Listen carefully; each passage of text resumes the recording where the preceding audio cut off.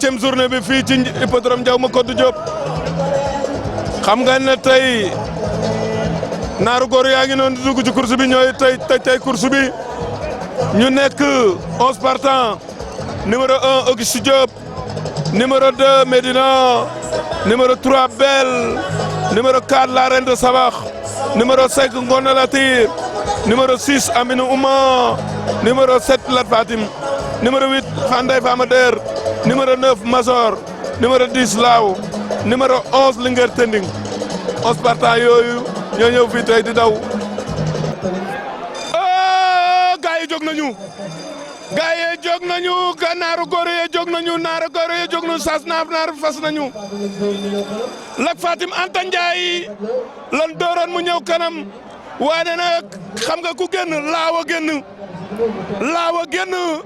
waaye ki nga xam ne mooy Medina keppaat na aras bi moo di jéeye ko war mu ci amoon premier dimanche passé Ndeye Fama Der laaw génn na laaw génn na en deuxième position Lat Fatim waaye en troisième position Ndeye Fama Der gis naa Auguste toog mu ñëw gis ñëw ne en troisième position Ndeye Fama Der en quatrième position laaw ba léegi moo nekk ci kanam waaye en deuxième position Lat Fatim laaw ak Lat Fatim ñoo ngi noonu di dem laaw jox na leen lu mat deux longueurs Auguste gis naa ko en troisième position Ndeye Fama Der gis naa ko en quatrième position en cinquième position en cinquième position gis naa fa Ngone Latir Alaaji Matar laaw moo génn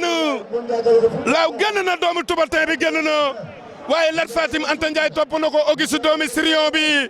mi ngi déglu ñu ngi déglu ndax 2200 mètres la ñuy daw waaye laaw a génn ba léegi Auguste ngi taxaw troisième position ñi si des nag danoo def njaabam golo rek toog di déglu bëgg lu ñu yóbbu seen kër waaye tànk yi gaaw na baral nañ tànk yi dëgg nañ ko waaye laaw lim jàppoon bàyyiwu ko waaye Lat Fatim Anta Ndiaye topp waaye dëgg nañ tànk yi am nañu 1000 mètres mu dese leen 1200 mètres waaye laaw génn na doomu Tubatin bi génn na laaw génn na doomu Tubatin bi génn na laaw a génn waaye avancé nañu Auguste tegal na leen bu tee ngont laaw génn na dawal nañ Lat Fatim Anta Ndiaye dawal nañ ko ànd na ak laaw tukki dawal nañu Medina waaye Ngone Latir ngi déglu Saliou Kobar Samaan ak Dado waaye gars yi dawal nañu laaw ba léegi mi ngi ànd ak Lat Fatim Anta Ndiaye ànd nañu tukki waaye Auguste ngi leen di déglu troisième position waaye ñaari xale yi li ñuy dawal jaadoo tut ndax laaw Mamadou Gadiaga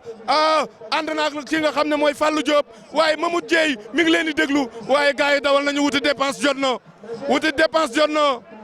laaw lim jàppoon bàyyi ko dawal nañ Lat Fatim dawal nañu Auguste dawal nañu Medina quatrième position Auguste Medina dawal nañ leen Auguste dawal nañ ko mu ngi ci ala Touba bi waaye laaw la mu jàppoon bàyyiwu ko dawal nañu Medina ànd na ak Auguste laa ilaaha illallaah Medina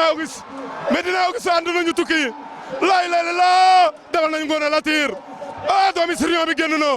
doomi Sirion bi génn na Auguste génn na Mamad Dieye tëdd na ànd na ak Medina Auguste génn na waaye en deuxième position Medina Auguste génn na doomi Sirion baa ngi ñëw ànd na ak Medina doomi Sirion bi ñëw na Mamad Dieye Modou Dieye